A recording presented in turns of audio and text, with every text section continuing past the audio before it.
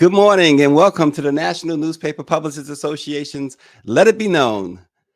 Dr. Dre says he didn't license songs from Representative Marjorie Taylor Greene in her clip, "I Don't License My Music." Uh, Dr. J was upset with the right-wing politician. He says, "I don't license my music, especially to someone as divisive and hateful as this one. Just can't understand why these MAGA Republicans continue to use music from artists who don't like them, who don't endorse them." But Dr. Dre has sent legal papers to Marjorie Taylor Greene's cease and desist. He has followed up by saying that he wants it done immediately. Also, this morning, the Wall Street Journal has urged Phoenix police to investigate after one of its Black reporters was handcuffed and detained while working on an assignment on the city's north side. What may have been going through that reporter's mind, being detained by the police in 2023 as an African American, must bring about all sorts of internal conflicts. The officer said that the reporter refused to leave. However, the reporter tells a totally different story, and now the police chief in Phoenix is investigating as to why this reporter, who was only doing his job, interviewing customers coming out of the bank about savings accounts, why he was accosted, detained, and held in a police car. Also, striking nurses. We're following this story too. Striking nurses chanted and waved signs outside two large New York City hospitals yesterday after a weekend of negotiations uh, about pay and staffing levels. Those negotiations did not produce a deal for a new contract. The walkout involves as many as 3,500 nurses at Montefiore Medical Center in the Bronx and about 3,600 at Mount Sinai Hospital in Manhattan. Patients are likely to see disruptions in care, such as emergency room visits and childbirth. The important role of nurses and the unsung Black nurses are highlighted by this strike.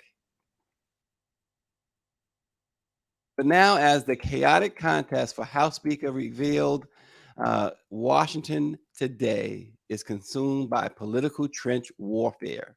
Beneath the ever present battle between Republicans and Democrats is an even deeper split between those who believe in collaboration and those who think the only answer is to bulldoze the other side. And that's a shame, writes National Newspaper Publishers Association's president and CEO, Dr. Benjamin F. Chavis Jr. He writes it in an op-ed for The Hill that you can find now. Dr. Dre, he's now Dr. Dre. Dr. Chavis says what has become so clear is that during his 6 decades on the front lines of the civil rights struggle is that real, durable progress only happens when Americans of goodwill speak to one another civilly and work collaboratively despite their differences.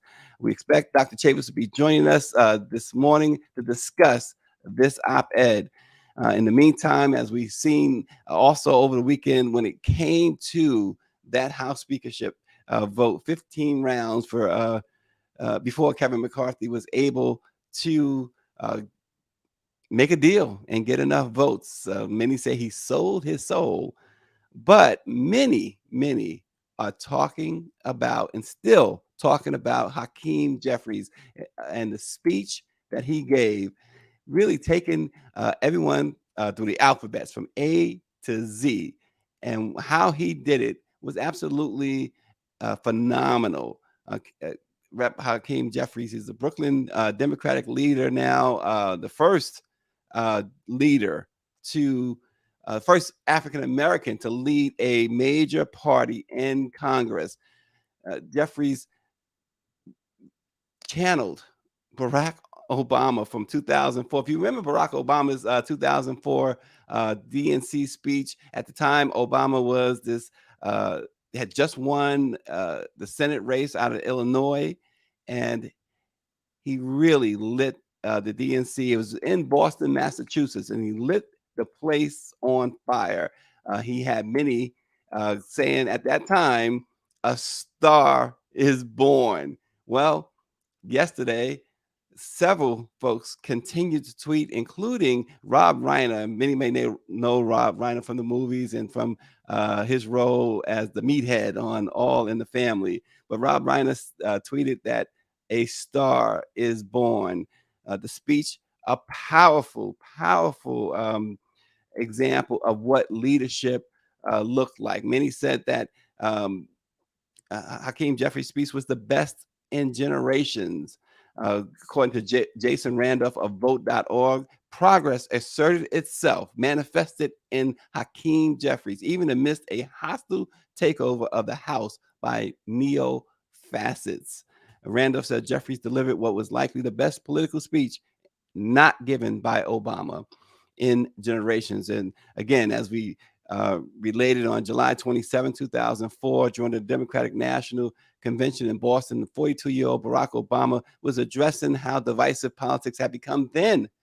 There he said, now, even as we speak, there are those who are preparing to divide us, the spin masters, the negative ad peddlers who embrace the politics of anything goes. Obama went on to say, well, I say to them tonight, there is not a liberal America and a conservative America.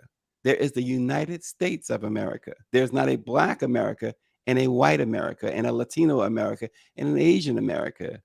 He says there is the United States of America.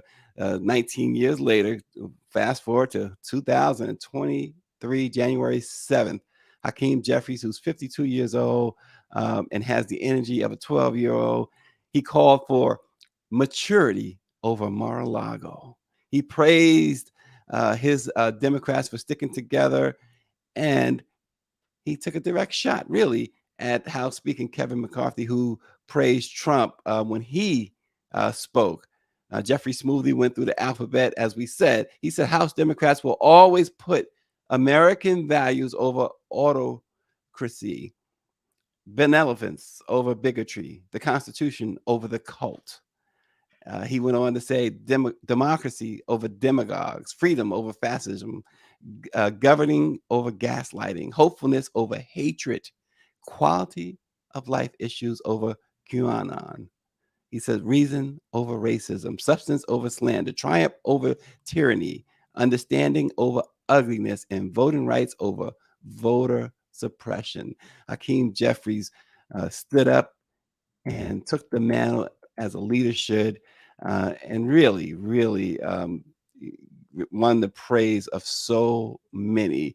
We look forward to having the House Democratic leader, the Democratic leader himself, on this program sometime soon. Again, we're expecting Dr. Benjamin Chavis, our president and CEO, to join us to talk about an op-ed that he wrote along those lines of what Hakeem Jeffries talked about in his speech. So we are preparing for Dr. Chavis. Sorry for the delay there, but I wanted to go back to the Dr. Dre and Marjorie Taylor Greene beef. And really, it's not really much of a beef, is it? Marjorie Taylor Greene used his song, Dr. Dre's song, to tout her own political prowess, but she didn't have the green light for it. The Georgia lawmaker posted a highly produced clip to her social feeds showing her strutting her stuff through the halls of Congress, apparently flexing the fact that she helped get Rep. Kevin McCarthy elected as House Speaker. If you recall, if you've seen any of it, Marjorie Taylor Greene was on the phone with former President Donald Trump trying to broker deals for McCarthy to finally win through the first 13 rounds or so, 14 rounds. Hakeem Jeffries, the Democrat, actually had the most votes. But of course, with the majority in the House, the Republicans did prevail McCarthy on the 15th vote, which was something that we hadn't seen in hundreds of years, that it took so long to select the speaker. Now we turn our attention to the man who wrote this incredible op-ed in the Hill, our president and CEO, Dr. Benjamin F. Chavis Jr. Dr. Chavis, welcome back to Let It Be Known. Good morning, Stacey, and thank you very much for all the great work on Let It Be Known. And yes, I wrote the op-ed. We're approaching the national celebration anniversary of Dr. Martin Luther King Jr.'s birthday. And after witnessing what was going on in Congress last week, I decided to write this op-ed, and I put it in a place where I knew all members of Congress would read it. And that's what happened, and it was published yesterday.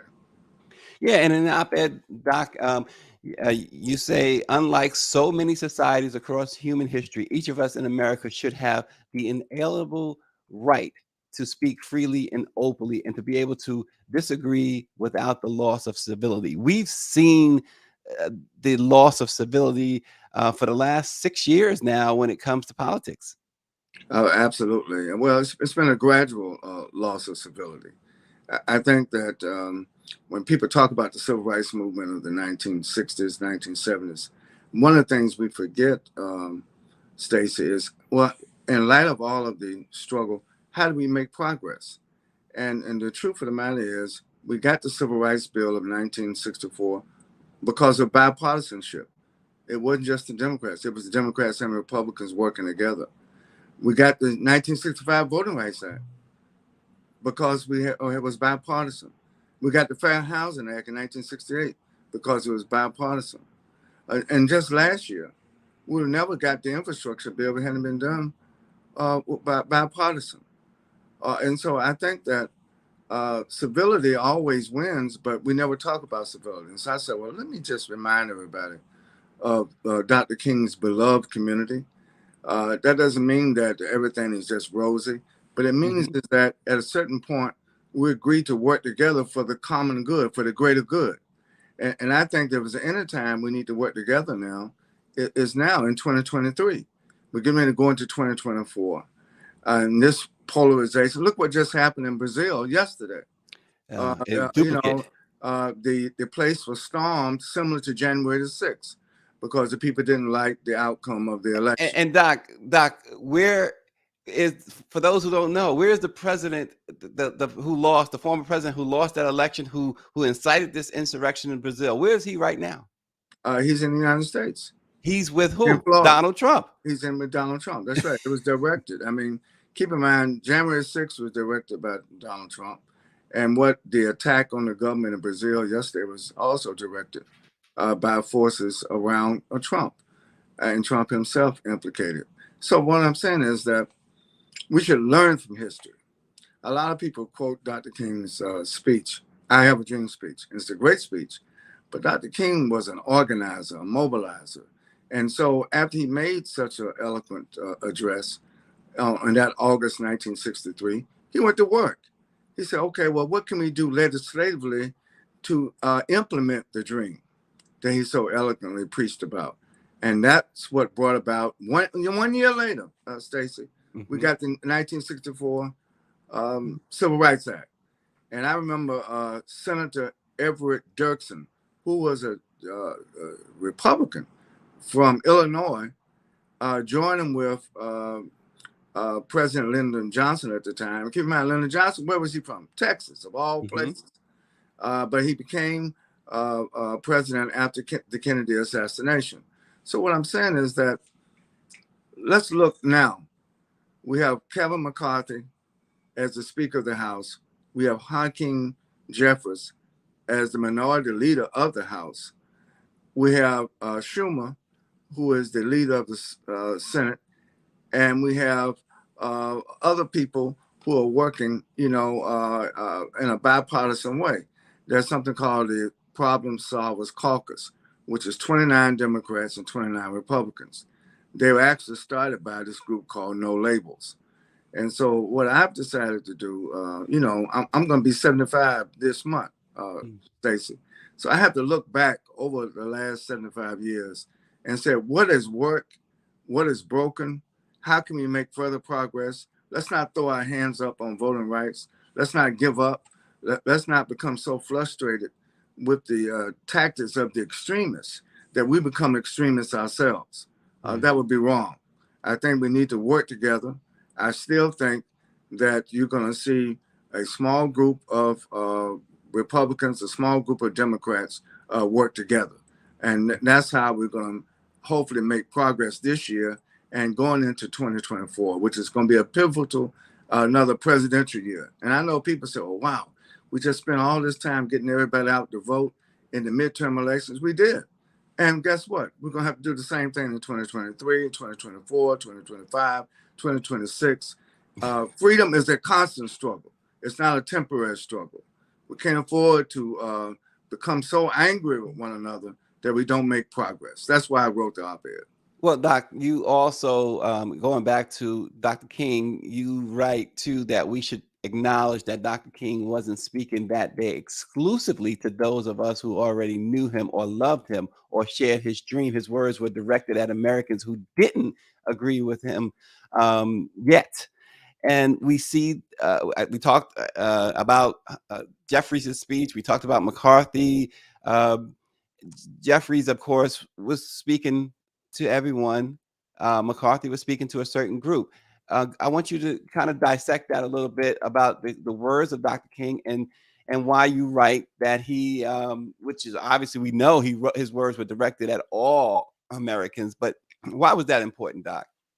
Well, it was very important because Dr. King knew that if he only had the support of African Americans, we were not going to make progress.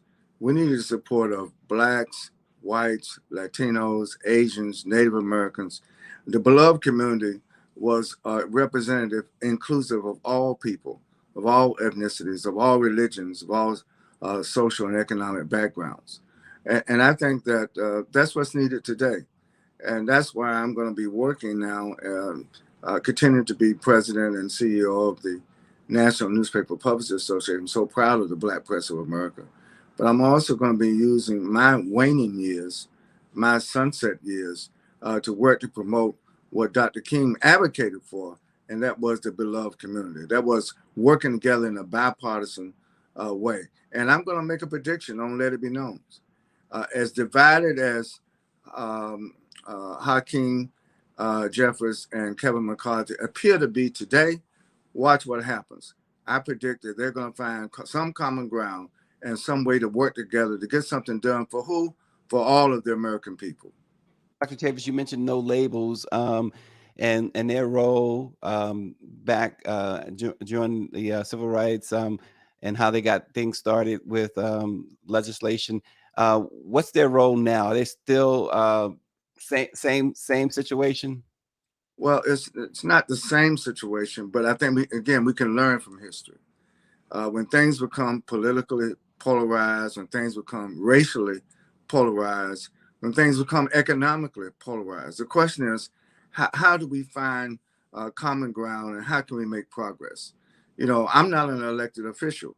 I'm proud to represent the Black press, so that gives me a little more freedom to speak, to write, to articulate. And I know that when some people read my op-ed, they're going to say, well, wow, why is Dr. Chavis becoming a conservative? I'm not becoming a conservative. I'm a Democrat, but I'm going to work with conservatives. I'm going to work with liberals. I'm going to work with independents. I'm going to work with progressives. And I'm going to work with people who may not be progressive yet. That's what the whole struggle for freedom is all about. Keep in mind, Frederick Douglass was a Republican. Most people don't talk about that. You know, we quote him all the time, but we don't talk about his political affiliation. And prior to 1950, Stacey, this is a political fact as well as an anthropological fact. Prior to 1950, the majority of Black Americans were who? Republicans. Yeah. And became Democrats after President Kennedy. So what I'm saying is, you know, I think we should learn from that history. So I believe you asked the question, is there a role today in 2023 for bipartisanship? The answer is yes. Yeah, you know, back obviously, back in during the civil rights era, the movement, um, there was a lot of lawmakers, both in the Senate and the House, who were outwardly racist. They whatever they could do to keep things, Jim Crow like, they were going to do. But you write in your op-ed, when the Voting Rights Act was passed the following year, and the Fair Housing Act made its way through Congress in '68, the same bipartisanship approach prevailed. So when you think of that, Doc, and you always talk about optimism, are you optimistic looking at we have a lot of lawmakers who are just as racist as they were in the '60s and prior to the '60s? I'm Are glad, you glad you asked that. optimistic? I'm glad you asked that question, because if it's true, and it is true, that we still have some hard-headed, right-wing extremists, people who are avowed racists, no matter what they're not going to change. They were not born racist. They became racist, and they're probably going to go to the grave racist. But even during the days of Strom Thurmond, even during the days of Jesse Helms and other people who were staunch segregationists, we got the Civil Rights Bill of 1964 passed. We got the 1965 Voting Rights Act passed. We got the Fair Housing Act passed. And then just last year, even with all of the antics going on, we got the infrastructure bill passed. We got a crime bill that was less impactful, discriminatory toward keep communities of color. We got legislation about improving the environment, or getting lead pipes out of our communities, getting lead environmental racism out of our communities. So we are making some progress. I want us to see us make more progress. So that's why I'm drawing from history and making an application to today. And am I optimistic? You asked the question, Stacy. Yes, I'm optimistic in spite of the intransigence. I'm optimistic in spite of the extremist polarization now in American democracy.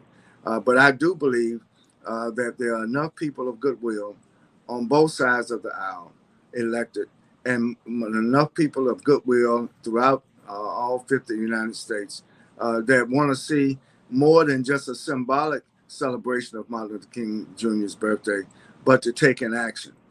See, that's the thing. It's one thing to believe in something. It's another thing to take actions on your beliefs, based on your beliefs. And that's, again, why I'm writing the op-ed, not just as a reminder of the past, but how does the past apply to today? And I think if we learn from the past and apply it to what is going on today, Stacey, yes, it gives me not only hope and optimism, but it gives me a pathway of how to organize, how to mobilize, how to stitch together representative. And let me just say something that may sound controversial to some of our listeners.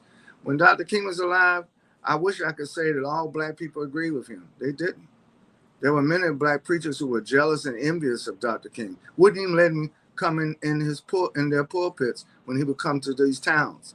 And if you look at in 1968, when Dr. King was assassinated in Memphis, tragically and unjustly and violently and cruelly and cowardly, his standing in the so-called opinion polls was very low. In fact, Dr. King had a standing in the polls that was less than Donald Trump's standing in the polls. So I'm just reminding us. So look, it's never been all rosy. It's never been, we live in this utopia. No, we live in the real world. But my point is, the real world that we live in today, this world can still be changed. This world can still make progress for our people. And that's why I'm speaking out. That's why I'm writing. And that's why I'm trying to get people to learn from our history. Yeah, and Dr. Chavis, um, obviously, Martin Luther King Day is fast approaching. In your op-ed you wrote on April 4th, 1968, you said, "I was busy organizing people in North Carolina to prepare for a visit Dr. King was set to make to Charlotte the next day, but he never made it, having been assassinated while standing on the balcony of Memphis's Lorraine Hotel. Um, Doc, that when you think back to that day, like you said, you were helping to organize. What was going through your mind, A, when you first heard the news, and B, can you tell us something? We hear so much about Dr. King every year, um, but what is it that we seem to miss when talking about Dr. King's? Maybe a fact that people seem to miss when talking about Dr. King. Well, Dr. King was a transformational revolutionary. And the thing that people try to revise Dr. King is it make him look like he was some, yes, great speaker, but almost a quietistic pacifist who didn't engage. And remember, one of Dr. King's greatest writings wasn't the I Have a Dream speech. It was a letter from where? The Birmingham jail. Dr. King was arrested so many times. He was a political prisoner so many times, but he never let false incarceration or unjust incarceration or imprisonment or abuse by the law enforcement or judicial system break his spirit. And one of the things I'm concerned about today, Stacey, is that so many of our, particularly intergenerationally, we allow things to break our spirit. We get frustrated. We get almost angry with one another. And I know there's an uptake right now with black on black crime, how nobody talks about it. Look, if Black Lives Matter and Black Lives do matter, we just can't get mad when somebody who's non-black takes. I think we lost Dr. Chavis on a very important point. Yeah. We have to get mad. We have to get mad when we take our own lives, because if Black Lives Matter has to matter also in the black community. And that's another reason why I'm speaking out, because I think that this violence that's going on in our community, how we're treating one another, is not right, and somebody needs to call it out. Yeah. And Dr. Chavis, so this op-ed um, in the Hill. And we're going to publish it also today in Black Press USA, because a lot of our listeners may not be able to get the Hill. Yeah, absolutely. If once reading it, Doc, if people take one thing away from it, just one thing, what is that one thing you want them to take away from this op-ed? I wanted to take away that Dr. King's dream still applies to today, that Dr. King's activism still applies to today. But the most important thing is, if we want to see our nation progress, if we want to see our democracy strengthened rather than weakened, and if we want to live in a world, not just in America, but in a world throughout our present world, which is becoming much more diverse, much more technical, and we live in a digital age. And that's why what you do on Let It Be Known is so important, getting this information out over and over and over again, consistency. So what I would like for people to learn, one word is consistency of our struggle for freedom, justice, and equality. Yeah. And Dr. Chavis, you said the way out of our current predicament is unity. You got to read this op-ed. As Dr. Chavis mentioned, it will also be published in the Black Press as well. So take a look at it, whether it's in the Hill or with the Black Press. We certainly prefer you go to the Black Press. But as Doc mentioned, the reason why it was in the Hill, that's where the lawmakers go to first. They read the Hill, and he wanted to make sure that message got across. Dr. Chavis, 196 years of the Black Press of America this year. That in itself is pretty amazing. We have a midwinter conference, training conference coming up in Puerto Rico at the beginning of February. Just give a quick preview before we go off the air, Doc. Well, it's going to be a great training conference to invite all our supporters and friends and sponsors and partners of the Black Press of America to join us in San Juan, Puerto Rico, February the 1st through the 4th. I'll be there through the 5th, that Sunday. And we're going to be focusing on digital transformation. We're going to be focusing on reaching out to our young people, millennials and Generation Z. But also, we're going to be focusing on, that's the beginning of Black History Month. I can't think of a better way to start Black History Month 2023 than reaffirm the importance of the Black press. We salute all of the Black press. 196 years this year, stand on the front line of fighting for freedom, justice, and equality, and now also equity. And as a footnote, which is really should be a four-note, Dr. Chavis is going to get his flowers. It's about time, Doc. Doc is going to receive the NNPA's Lifetime Achievement Award, and we're really looking forward to a celebration in Puerto Rico of the Black press and of our president and CEO. Thank you, everybody. Again, the op-ed is in the Hill. You'll be able to see it in Black newspapers as well. Check it out. It's very important, very timely, from the president and CEO of the National Newspaper Publishers Association. Thank you all for watching. Let it be known, and we will see you tomorrow. God bless.